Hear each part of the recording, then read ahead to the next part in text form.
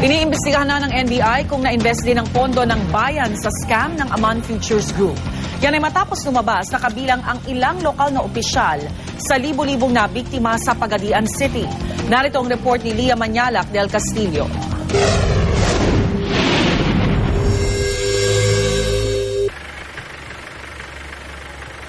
Hindi lang mga pedicab driver, tindero at mga pulis ang kabilang sa mga nabiktima ng investment scam sa Pagadian, Zamboanga del Sur at mga kalapit probinsya. Pati raw mga lokal na opisyal kumagat din sa alok ng Aman Futures Group na 30 hanggang 50% ang kita sa kanilang ibibigay na puhunan. Sa ngayon, nasa 10,000 na raw ang nabiktima ng scam. NBI is doing its own investigation, confirming those reports about certain public officials also investing in the scams and using public funds. and probably using public funds.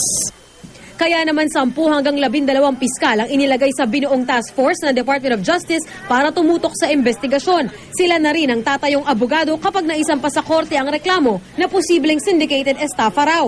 Itinanggi naman ni Pagadian Mayor Samuel Co na may ginamit na pondo ng lokal na pamahalaan bilang puhunan sa Aman Futures Group. Kasama raw siya sa mga nabiktima dahil namuhunan siya ng 5 milyong piso. Ayon pa sa alkalde, handa raw siyang humarap sa anumang investigasyon kaugnay sa scam. Maliban sa iniwang YouTube video, hindi pa rin makagilap ang may-ari ng Aman Futures Group na nangakong ibabalik ang kapital ng mga investor bagamat matatagalan. I understand the situation of all the investors.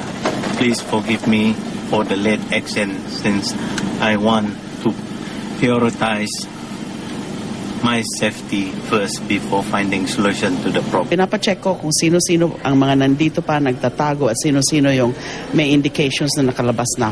Kung nakalabas na, I'm checking anong countries yon para we can immediately invoke yung mga existing bilateral agreements like MLAT. And then remember, if they're just within ASEAN, we have an ASEAN MLAT and magpapatulong tayo.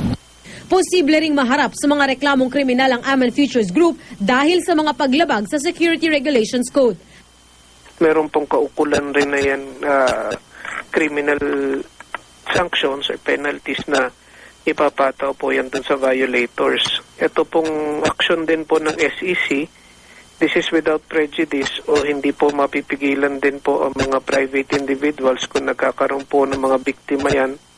Para sa unang balita, Lia Manyalak del Castillo reporting.